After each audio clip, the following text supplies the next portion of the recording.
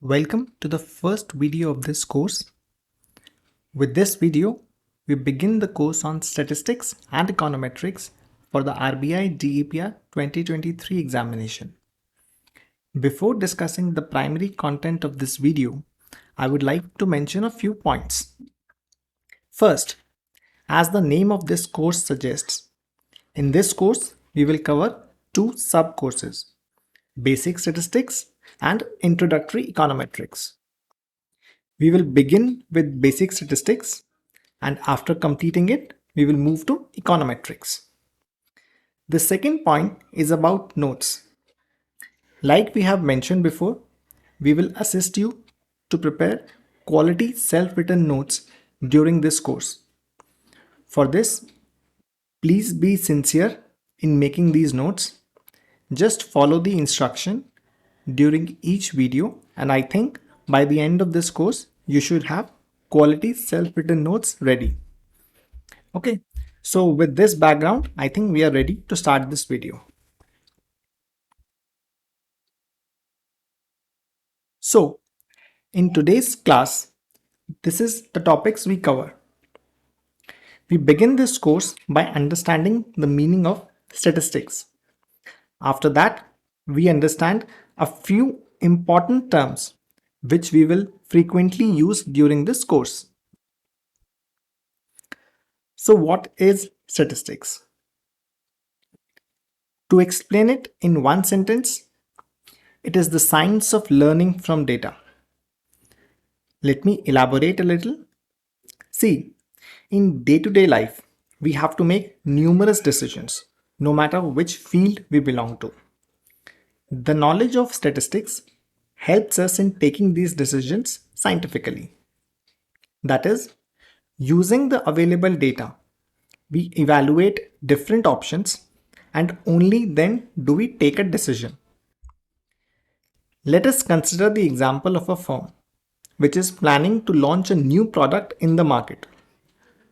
Now, before it takes the decision on whether to launch it or not, or say whether to launch first in region A or in region B, or say whether to launch the product right now or maybe 1 year later, it would estimate revenues, cost, profit, and only then would it reach a decision.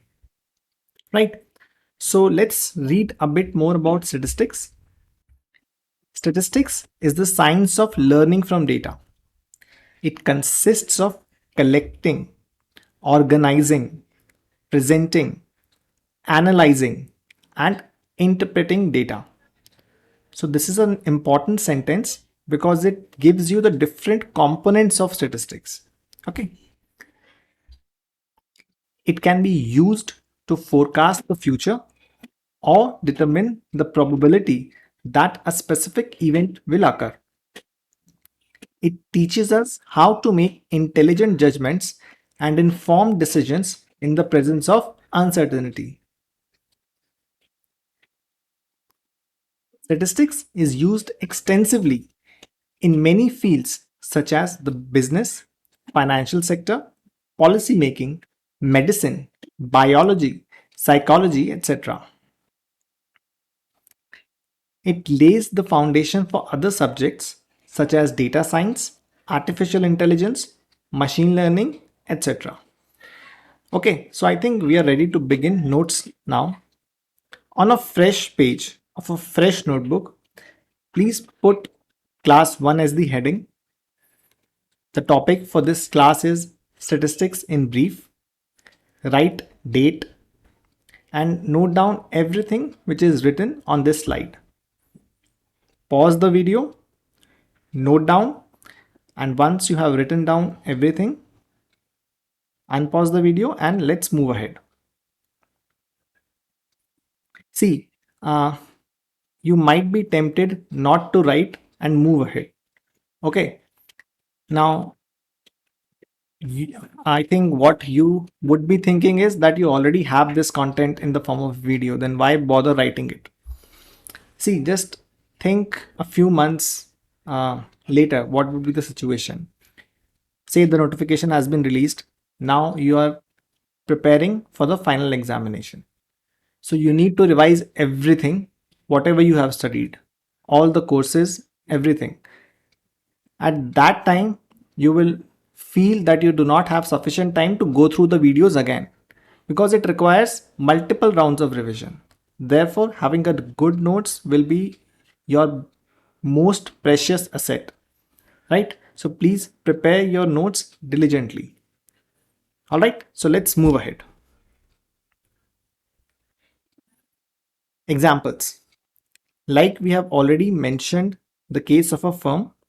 Similarly, statistics is used extensively to aid the functions of central banking.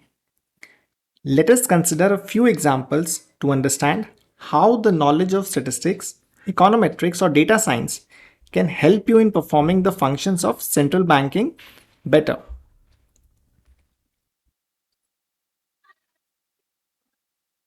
So, as the first example, let us consider the case of forecasts. Now, we know that central bankers have an important role to play to contribute towards a well functioning economy. So, what are the different goals that we usually pursue? We want to have high economic growth, low unemployment rate, and controlled inflation. To see if we are headed in the right direction, central bankers need forecasts of these variables on a regular basis. And if it is felt that we are not headed in the right direction, there is a possibility to change policy measures or policy variables to steer the economy in the right direction. So, to generate these forecasts, we need an understanding of statistics or data science. Next example. As the next example, consider the case of estimates. For example, suppose that our country is experiencing high inflation and we want to use repo rate to control it. To answer this question, we would need an estimate of the magnitude of change in inflation as a result of change in repo rate under similar circumstances. Right? So we just wanted to know how much should the repo rate be changed. To answer that, we will need some estimates. And to generate those estimates, we will have to rely on statistics. Similarly, we know that the expansion of banking facilities is believed to facilitate economic development. Right? So to support financial inclusion in an underdeveloped region, say the policymakers want to understand whether opening of brick and mortar branches is a better choice or should e-banking be encouraged. Now, to answer such a question, we will need to understand which measure of economic development to use, what is the estimate of contribution of the different types of banking facilities to, to economic development, and their impact on financial inclusion, right? So, moving on, apart from these examples, there are many cases in which a central banker will need the knowledge of statistics, econometrics, or data science. For example, RBI conducts different types of surveys. For example, they conduct the survey on household expectation, inflation expectation of households, right? Now, even those surveys require the knowledge of statistics. RBI prepares different types of reports. Apart from the annual report, they prepare report on trends and progress of banking, state finances, etc. Even these require the knowledge of statistics and preparing research papers. Right, so there are many functions which require a decent amount of knowledge of statistics or econometrics. Okay, so how will this course help you? A course on basic statistics will provide you the foundations to undertake such an analysis. And of course, it will also help you score well in the examination. So in this course, we will stick to the BA Honors Economics syllabus of Statistics and Econometrics at University of Delhi and the type of questions asked in recent RBI DEPR Phase 1 examinations. Okay. So just note this down in your notebook. We have already discussed this stuff. Now you can just pause the video and write down this in your notebook. Moving on. After you have written it, let's move ahead.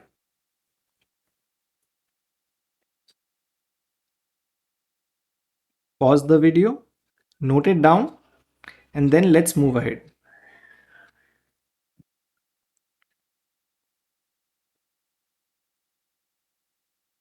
Please pause the video, note it down, and then let's move ahead.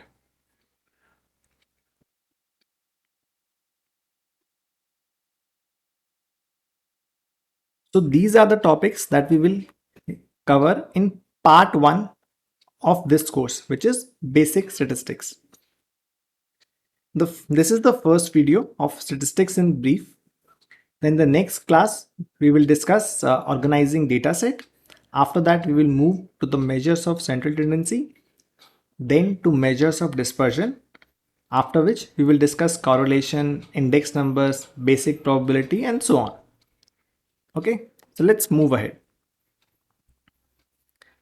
Now, the remaining part of this video will be organized as follows.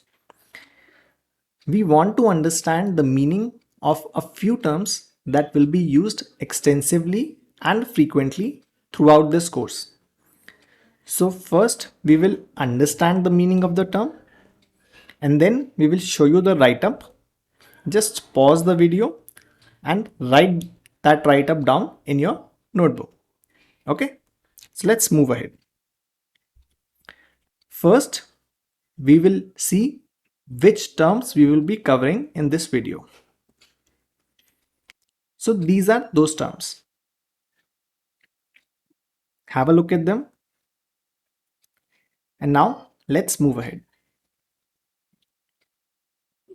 So the first term is that of population and parameters. So what is population? Population, as you already might be knowing, refers to the collection of all subjects in a study. Right? So the collection of all subjects that a study is interested in is called population. Right? For example, if the income of all Indian citizens of India is of interest, then all 40 crore Indians approx constitutes the population, right? Then what is a census? When an exercise is undertaken to collect the desired information for all subjects in the population, we have what is called a census, right? What is a parameter? The parameter refers to any descriptive measure of the population. For example, if our population is the 140 crore Indians approximately, then the average income or the standard deviation of all wage earners in India, or say the total output of all the manufacturing plants. So in this case, in the second case, we are taking the manufacturing plants across the country, all of them, to be our population. In that case, some of the descriptive measures could be the total output of these plants, or say the total number of people employed at these plants, right? So there could be a variety of different descriptive measures. Okay. So next concept, please just pause this video and note this down in your notebook.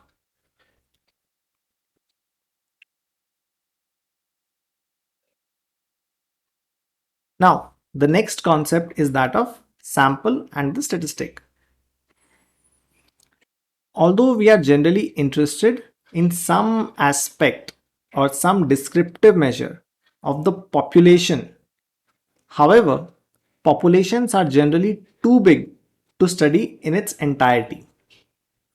Therefore, we generally use a small portion of that population to study the population, and this small proportion is what we call a sample. Okay, so what is a statistic? A statistic is the descriptive measure of the sample, right? So the statistic is what is to the sample, the statistic is to the sample what a parameter is to the population, right? I think this should be clear. Just pause the video and note it down, and we will understand this concept more in the next slide. So let's use this slide to understand the concept of population, parameter, sample, and the statistic in a more clear way. Okay. So we are interested in what we call the population. All these people, suppose, are the population. Now, suppose these people turn out to be very high in number. So we theoretically we can study them, but that has a cost. For example, consider a situation in which we are told to cover 140 crore humans. Now, going to all houses, speaking to all people, that requires considerable monetary as well as time resources. So to come out of that situation, we can use an alternative. So we say that instead of studying these 140 crore people, let's study a smaller sample, say just 2 crore people. Now, but we are interested in this 140 crore set. So we say that using this 2 crore sample, we will be able to derive estimates of the population, right? So we are interested, say, in the population mean, which could be one of the parameters of interest. What is a parameter? A parameter is a descriptive measure of the population. What is a descriptive measure? Anything that describes the population. For example, mean, standard deviation of the population, or say any other measure which can describe, which can tell us more about the population is a parameter. Example could be population mean. So we are interested in population mean. For that, we take the sample to study and calculate its descriptive measure, which is what we call as statistic, right? So an example could be sample mean. Now, using the sample mean, we study the population mean. That is, using the sample mean, we estimate the population mean. So, using the statistic, we try to estimate the parameter, which means using the sample, we try to study the population. I think this should be clear now. Okay, moving on. So the next concept is that of a variable. Now this concept I think we have been discussing since our school days, right? So what is a variable? In school days, we used to hear the definition that variable means anything that varies. That is something which changes or whose value changes, right?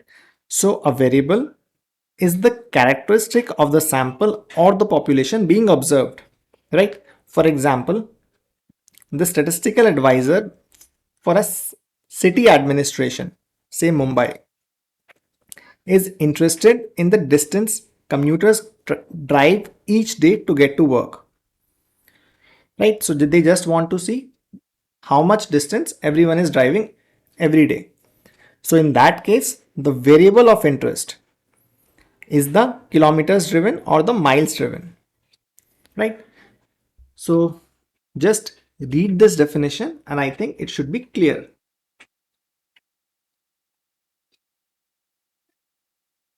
Right? Just pause this video, note it down, and let's move ahead.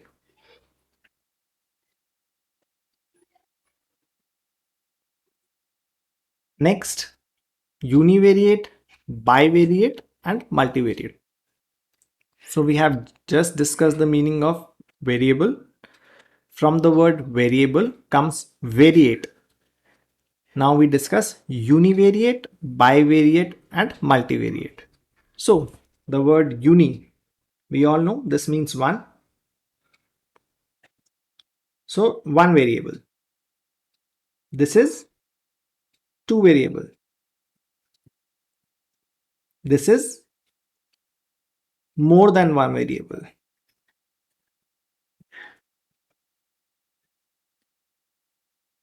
So actually, bivariate is a subset of multivariate, right? So bivariate is actually a subset of multivariate. Okay, so I think we'll just read it once. So univariate data consists of observations on a single variable. What could be the example? Suppose we are just interested in, we see the cars, a particular showroom we pick up, and we see for a particular, for all the cars sold, we just analyze one variable, whether it is of automatic transmission or manual transmission. So some could be automatic, some could be manual, right? So this is the data which you will see of different cars. Every car will have this data. So this will then be an example of univariate data, right? So what is an example of, say, bivariate data? So a bivariate data will have two variables, right? So what could be those two variables? Suppose in a class we take measurements on height and weight of different kids. So say H1 and W1 is the pair of height and weight of first child. Similarly, second child,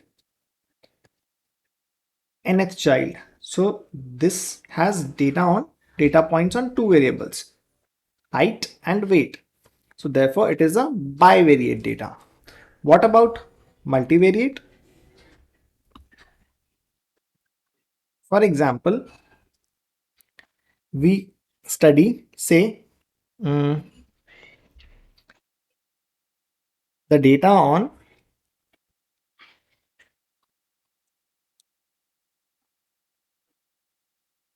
is this? Systolic blood pressure. What is that? So there are these two terms. If you have seen the blood pressure readings written, it is something like this, right? So one of them is when the heart contracts and one of them is when the heart expands. So they are systolic and diastolic. Okay. So suppose data is on systolic blood pressure level, diastolic blood pressure, and say on cholesterol. So these are the data points. S1, D1, and say C1. Similarly, S2, D2, and C2. Similarly, SN, DN, and CN. So this data set has data on three variables. Okay, so I'm erasing this now.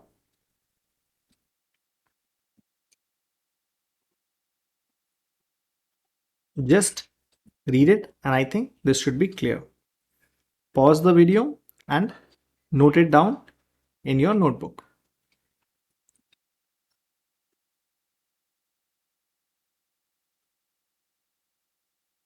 What is a categorical data set? The word categorical comes from the word category, right? So we will just discuss this word ahead.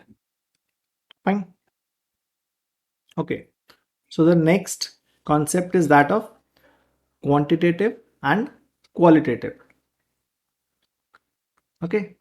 So now, what is a quantitative variable? Anything that can be expressed numerically. What are the examples? Examples could be, say, the income of all citizens, or height of people, scores obtained in an examination, number of kilometers driven. So all these are examples of quantitative variable. Why? Because you are able to quantify. You are able to say how much is the income of a person, how many marks a person scored, or how much distance a particular commuter traveled. Right? These are how many, how much. So this is quantity. What are qualitative variables? Qualitative variables. So the word qualitative comes from the word quality, which means it's a characteristic. It's a characteristic which is either present or absent. Right? So what could be the examples? Marital status. A person is either married or unmarried. Similarly, gender, male, female, or transgender. Similarly, hair color, black, gray, white, and these days red, blue, and so on. Right? So these are qualitative variables. It is measured non-numerically. Right? Similarly, we had what we mentioned, categorical variable. So this, the word comes from the word category. So we just mention a category. So even this is a non-quantitative data, right? It's just a category, right? I think this should be clear. Now we move on. Note it down, this point and this point. Pause the video, read it. Hopefully this would be clear, and then note it down in your notebook.